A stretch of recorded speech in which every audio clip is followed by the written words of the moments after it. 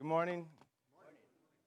Just want to take this time. This is the last class that we're doing this to thank the elders for giving the opportunity to all of us who took it, that don't normally get up here, that don't normally do classes. It was wonderful for me. It was fun. Yeah. It's doable. It made this terrible thing of COVID where we couldn't have our regular classes, that we made it something positive. We're all together. The kids can learn. I know it built me up. I remember a lot of things. Seeing some of the others teach is just amazing to me. I mean, there's some where, like, wow, I thought you've done a lot of these because it was so wonderful. And the interactions with the kids as well. I think they're going to remember it because of the hands-on. So when I was asked to do another lesson, at first I was like, I don't know, because like I told you last time, I forgot my PIN for my debit card. And I didn't want to do that again, so I wrote it down this time. But when they did, Kaylee and I had been talking about Noah's Ark, and due to COVID, as far as everything's going to change now. Everything's going to change. And thinking about, boy, everything did change. So I decided to do Noah's Ark, but we're going to do more than just the flood story. It's actually, everybody's familiar. That's what we teach our kids, is the flood and the animals lining up. So we are considering Noah, God's faithful builder, Noah, the boat builder. So in preparation of this class, I did the only logical thing. I took my family down to Kentucky, and we went and saw the Ark Encounters. And then while we were there, we went and saw the Creation Museum. And if you don't know what it is, it's amazing. It is, it's how it's described in Genesis. It's just amazing just to look at. When you get to there, the grounds are beautiful, but when you walk up and you see this giant ark, it's exciting because you get to it and you're not right there. You just see it in the distance, and you got to get taken to it, and it's getting closer, and the anticipation. But the amount of information contained in this thing it's so much. It is so much. And it's more than just the flood. And that's what I also loved about this, is it wasn't just the flood. That was it. No, it was everything before, what comes after, all the sciences behind it. It is amazing. If you have it on a bucket list, or if you're saying, I need to go, bucket lists don't always happen. Do it. We did it in six hours with kids and a wife who drinks too much coffee. So it can be done quickly. So it's not a long drive. It's not a hard drive. It was an easy drive. They make everything accessible. So please, I mean, we're going to see some of the slides as we do class. Make it a priority, because all the information I couldn't even put into close to 45. I mean, just from what I gave Kaylee, she better takes down what I need to make it within the time limits better than I do. I probably gave her 2 hours worth at least. So we're going to start a little bit different, though. I want to hear the kids tell us what they know about Noah, all about Noah. Doesn't matter. It can be ark, it can be before, it can be after. So it's your time to shine right now. What do you know about Noah? Yes, Bella.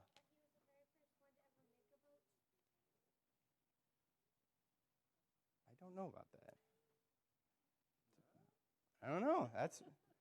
I mean, obviously some technology and knowledge was there. Samson?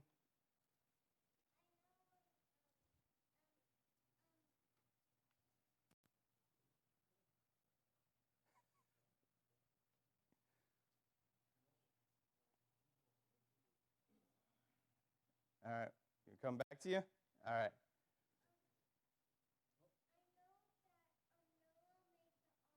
He did make the ark. That's right. That's right. That's important. What else? And yeah, Lisa.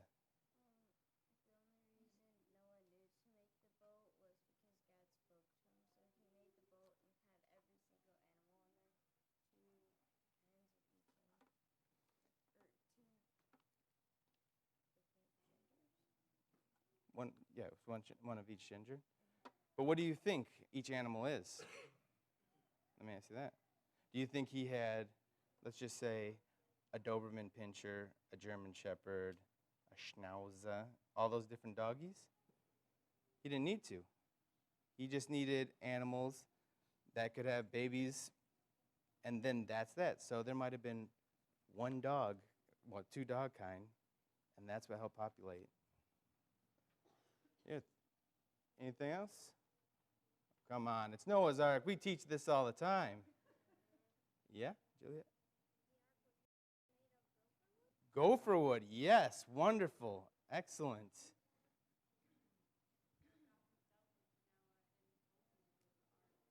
He did, yeah, it was. He was, and that is extremely important. He was obedient. Anything else? All right. These are all great answers, and they are. Judy? It hurt?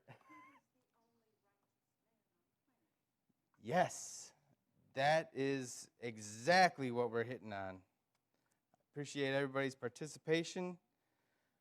And that's what I really wanted to touch on is we teach the flood, we teach the animals because it's fun, but we don't teach the why so much or focus on the why, and that is essential. There's definitely chain events that I think are important. The rain came, animals came 2 by 2. But we need to follow this back to the very beginning, the very, very beginning, so that we can see what God saw. So, in the beginning, so this is Genesis 1, God created everything in 6 days. Everything is created. And he looks in his work and he calls it good. So day 1 through 6, everything's good. And because everything is good and perfect and functioning exactly how it should be, on day 7, he rested. And as when he was building this, let's think about what he builds. He builds Eden. And what is it? It's a garden that has no pain, no sorrow, no fear. There's no death. It's heaven on earth. And he puts man in the garden. And he walks with man in the garden. Now we have to conclude, we have to agree that in these 6 days, with the creation of everything, that angels, the heavens, everything was created, because angels and celestial beings are created. They are not omnipresent, they're not omnipotent. They don't have that power as God does. They are created beings. So day 1 through 6, they're most likely created in this time. So we have to conclude that sometime after day 7, after he rested, because 1 through 6, everything's perfect. 7, he rested because everything's perfect. The angel Lucifer rebelled and is cast out of heaven with the other angels that joined him in the rebellion. And this is stated in 12:7 through 9. The war broke out in heaven. Michael and his angels fought against the dragon, and the dragon and his angels fought back.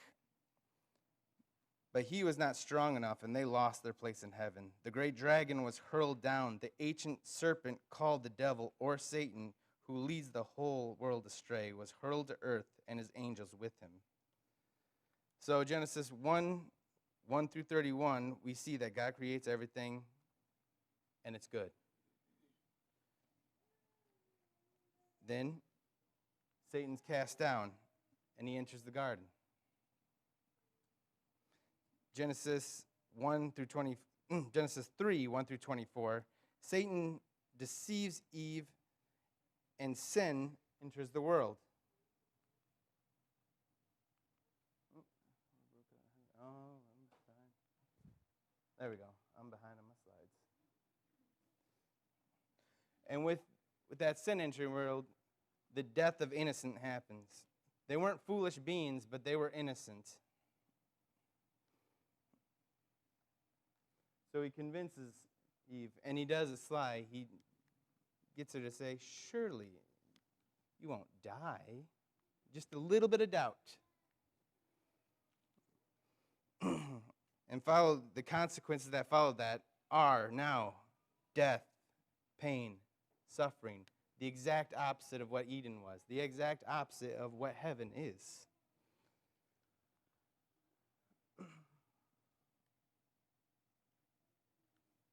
Now, in chapter 4, we can see Cain murder his brother, the very first murder.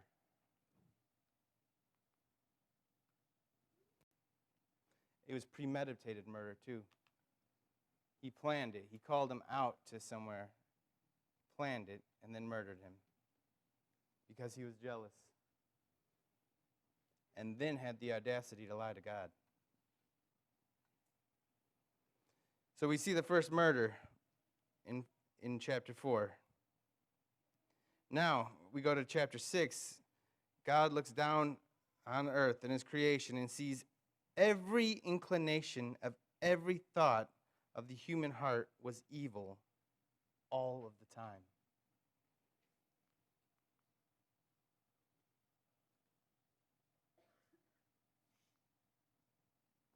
I'm going to show some slides that we saw while we were in this, and it's some of it I never even thought about.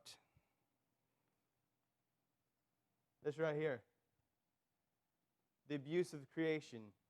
If there's nothing new under the sun, and people are poaching nowadays for elephant tusks, for whalebone, for monkey paw. I mean, think of it. I mean, it's a cool rendering. The horns of Triceratops, dinosaurs, but the abuse of the creation. I just didn't think, because God wanted to create, he wanted to destroy everything. So this is truly amazing. Giants. Now, these are called Nephilim. So when Satan and his angels are cast to earth, these angels, they're also called the sons of God, found the daughters of man beautiful, and they married with them. And these giants, these Nephilim, are the offspring of the fallen angels and the human women.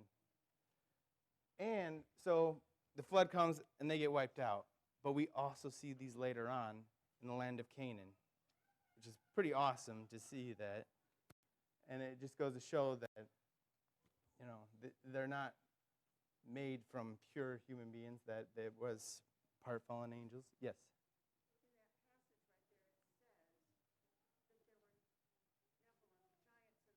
Yes. Yes, exactly. And they were highly regarded, and they were revered in this time. And that makes me think, honestly, of some of these sports people that we think of, that we hold up high in this high standard, and perhaps their standards or how they live are not the right way, but, you know, there's money and there's all this fame and glam, as opposed to, these were cruel people. These were mean people. Violence, the illustration of seeing the burning and all that, and it feels really appropriate, especially right now with all the riots and all this chaos that we're dealing with, and it's not going away. I mean, it feels like it quells in one area and then it sparks up in another.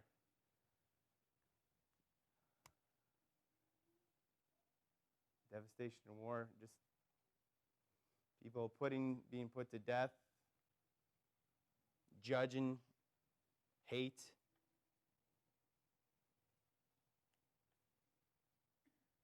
And sadly, I mean, with all that we're dealing with now, if we're not careful, I mean, we're attacking each other here. And so we heard that this 2020 is the worst year with all of this, and how horrible this world is. And yes, this is becoming horrible. It is going down fast. And it's because we are living in the post-Adam, post-fall, sin-broken world. But the description is not the same. We are not in the same boat as Noah. This verse states that the pre-flood world was so wicked that sin and evil were in man's heart continually. And it was everyone. Everyone but Noah. Just like Judy said. But Noah found favor in the eyes of the Lord. Now we're going to go through some quick facts about what God called Noah to do. God told Noah of his plan to destroy the earth. He gives Noah a very detailed instruction on how he can survive this judgment. He needs to build an ark. And what is an ark? What is it? It's a boat. It has no mast. There's no sails. There's no rudder. There's no oars. It is meant to float. That is it. It is a lifesaver. So God tells him to build this giant flotation device. And he tells Noah exactly the materials, just like Juliet said, gopher wood. What size and everything.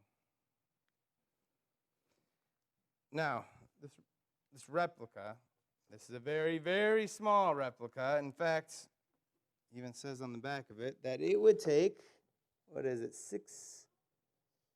600 of these. 600 of these lined end to end to make what's at the Ark Encounter. But this replica, on how to build it, and we don't know what it looked like. I mean, a lot of us, when I was thinking about this, what do we see when we think of Noah's Ark? We think of the little 2D, it's a little one, and then you have the little house on top all the time. But we don't know what it looked like. And the creators of this replica say the same thing. And the Bible account doesn't describe what the ark looked like. It gives the dimensions, and it's described its function. So it's based on exactly what early ship excavation looked like, making based on instructions as well that were given by God in Genesis. So it's made of gopher wood. Sometimes, if you're reading in your Bible, it'll say cypress. But the Hebrew doesn't know how to translate gopher wood. And perhaps gopher wood is just a wood that was lost in the flood. Don't know. But since we don't have that accurate translation, I feel comfortable just saying gopher wood, because that's what the Lord said, and I'm not going to add to it. So, it was to be 300 cubits long, 50 cubits wide, and 30 cubits tall. Now, cubits can differ, but typically it's a man's elbow to his tallest finger. We got right here, so right there.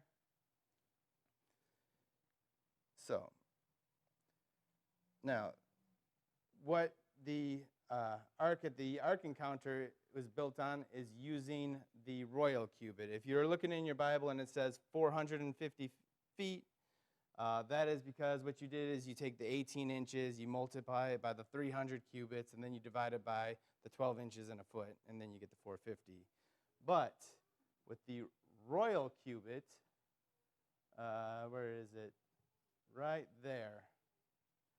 So you're going to be adding 3 inches to all of that. So that's why it's 510 feet at this ark encounter as opposed to the 450 you might see in your Bible. Again, multiple things are said to be built in or by using the royal cubit. So that's why they felt comfortable doing it. While they're there, Craig picked this up, and it's pretty awesome. This is the cubit. So not the measuring tape, but this was his measuring tape or a measure tape used. It's got notches in it. Here, this is 20.4 inches, so using that. But you do have the notches going through if you wanted to make the less. And in fact, there's a little thing on here, too, that it says that the Hebrew cubit was 17.5, the Egyptian 17.6, Babylonian royal 19.8, Hebrew 20.4, and Egyptian royal 20.6. So, I mean, there are multiple uses. This is part of just looking in, just an amazing thing, thinking of these are the structures, just kind of keeping it strong, this post, and you're looking all the way down. It's amazing. So the creators of the Ark Encounter have rationalized and thought the possibilities of how everything would have worked. But even still, it is a lot of detective work. Assumption, artistic license. We aren't told everything. And, I mean, think about flood storage, animal crates, cages. My thought was always, here's a pen, here's a rope, here's some straw. That was always my thought. Storage for water. I mean, this, maybe it's because of all the tiny house craze that everybody's, hipping up to. But, I mean, if this is what they're doing, then Noah was way ahead of the curve. So this is pens for, like, smaller animals. You have for food, for water. Again, artistic. Well, I'm not saying that this is what it is, but looking at it is it's pretty amazing and impressive. They had a lot more too. They weren't simple design. They did blacksmithing. They did so much more than what we actually think. And they thought about all of this and how they were fed, this architectural feat. And Noah definitely had to be a jack of all trades, or his sons had to be a lot of help to learn because they carried that knowledge with them and taught the other generations that they came through. And I mean, it's a lot of work within that time to build all that. I'm sure we can assume that probably had help, hired out some help. You can't go down to Home Depot, buy all the wood he needs to, all the gopher wood that he needs to build it in the right one, and store all the food. So he was a jack of all trades. He had to be a boat builder. He had to be an engineer, a botanist, a zookeeper, a preacher, and a family leader. Now, a botanist, I mean, think at this time, everybody's eating plants. There is not meat. Nobody's eating meat. They have to transplant. They have to store the seeds. They have to store the food for all of this time. It's not just a matter of, all right, let's get it in, throw it in, we're good. It has to be dealt with carefully. So the museum helps us stop and think of how hard it actually was to build the ark. God didn't just make it appear, which he certainly could have. Noah and his family had to build it. They had to stock it. They had to build it exactly as God had instructed. And they had to build this in the midst of the ridicule and the evil.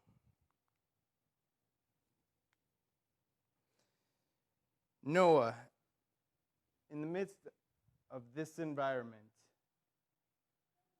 you see the people all crazy, fired up in worship.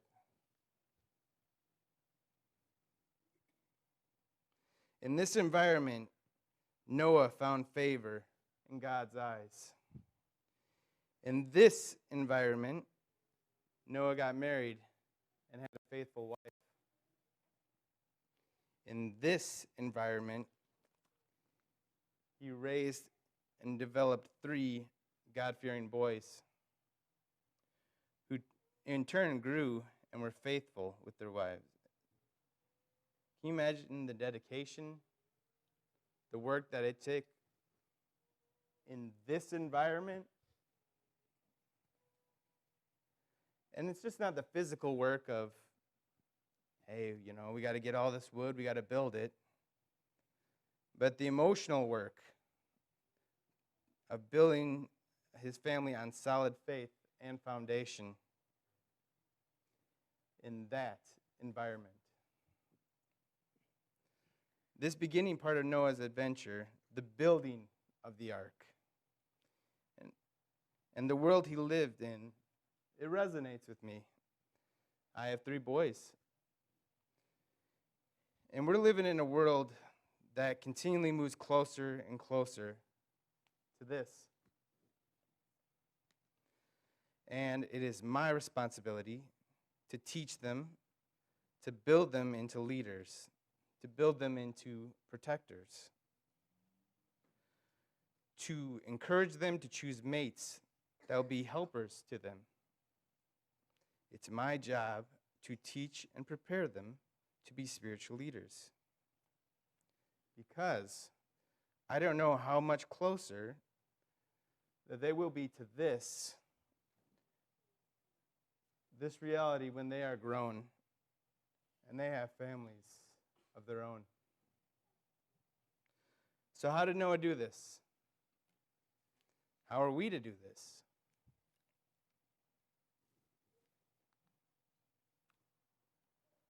By faith, Noah. We have to hold firm to our faith. We have to teach our children that God has given us every instruction that we need, just like he gave Noah. We have every instruction right here. And we have to follow it exactly, just like Noah. If Noah had built an ark at 299 cubits, what would have happened? What do you think? If he had, decided he didn't like bats, so let's not bring those in, what would have happened? Or he didn't use gopher wood. Exactly. If he didn't put pitch on everything, what do you think would have happened? The ark would have failed. And we can know that for sure. We can't believe the whispers of doubt that Satan tries to feed us. Just like in the garden, Satan is not trying to get us to believe that there is no God. He's trying to get you to doubt, to question the instructions that we're given. If Noah had doubted, if he had questioned God's blueprint, the family would have perished, and all of humanity would have been wiped out. We need to build our foundation and our families and God's blueprints, and this is it.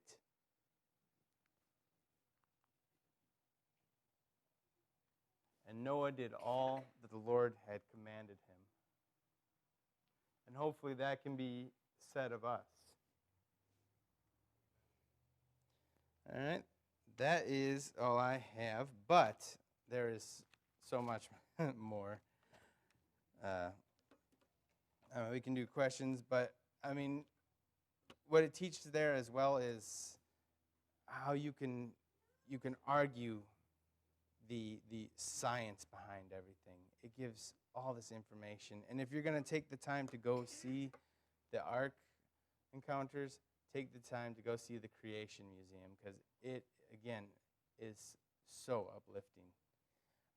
Walk away from there still just trying to process everything. It's so much that I have never thought of, especially in my mind's eye.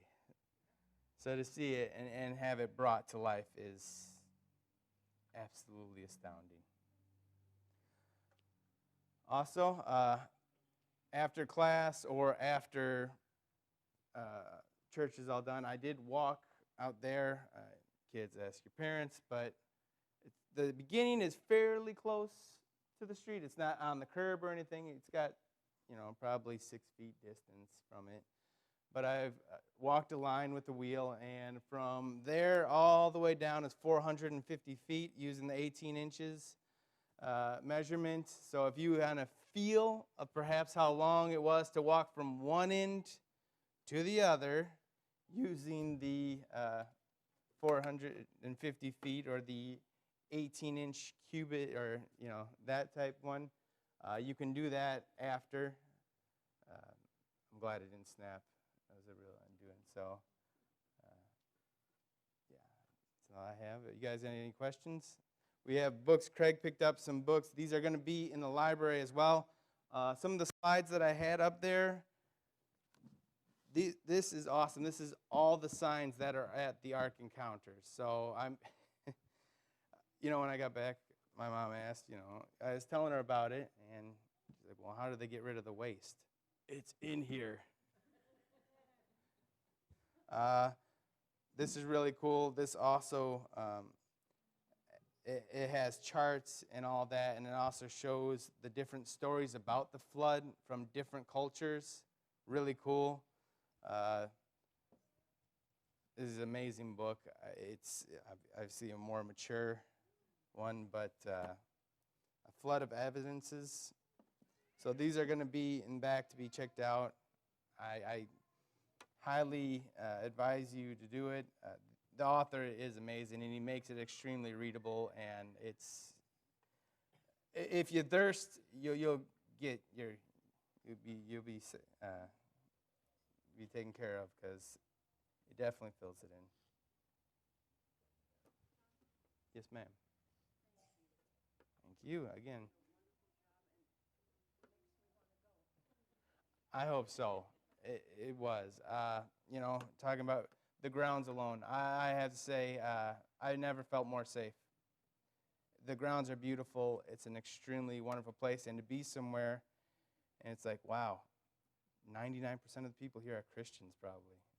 It's an amazing feeling. And it's an amazing feeling to see that many people. When we're talking about the days of Noah, we're not alone, So, thank you. Yes, Steve?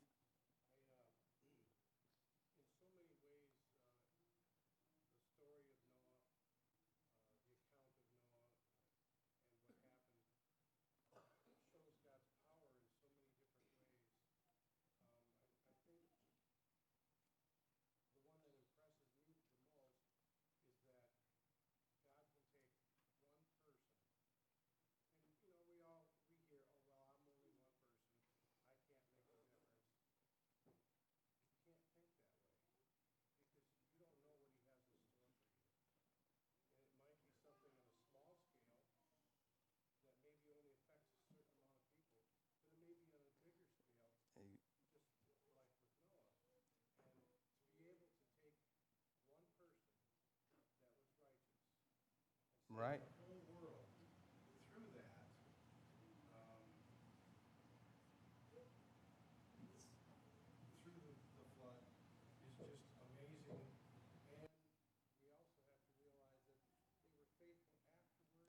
Yes.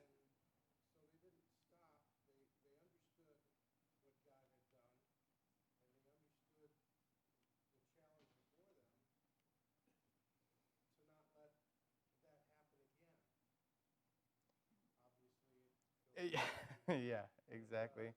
But it also shows the importance of being a spiritual leader and having, a spiritual family that through his obedience, the rest of his family followed, and through that following, they had salvation.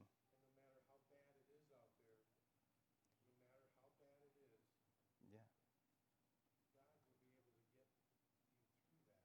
that's right.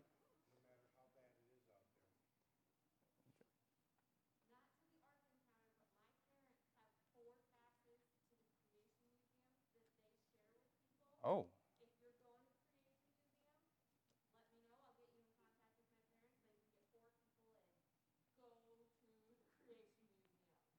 all right. You hear that? I mean, that's and for 2020, I mean, if you got kids 10 and under are free. I'm trying to do it, but if you're gonna do it, make a plan of it. You'll save money. Obviously, you got money you can save there for tickets free that you can do. So I highly advise it.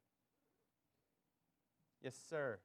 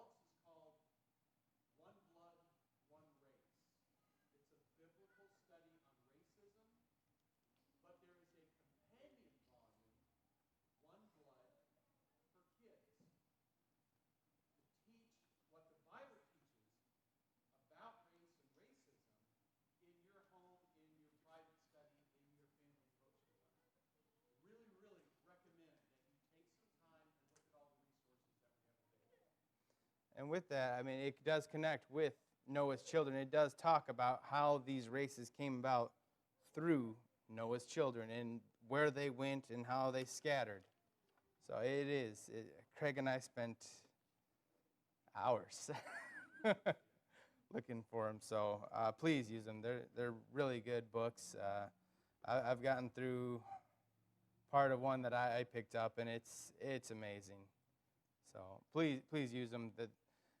Sometimes you can find them not as easily to read, but these go real smooth. I mean, you can go through chapters quick. Thank you, everybody.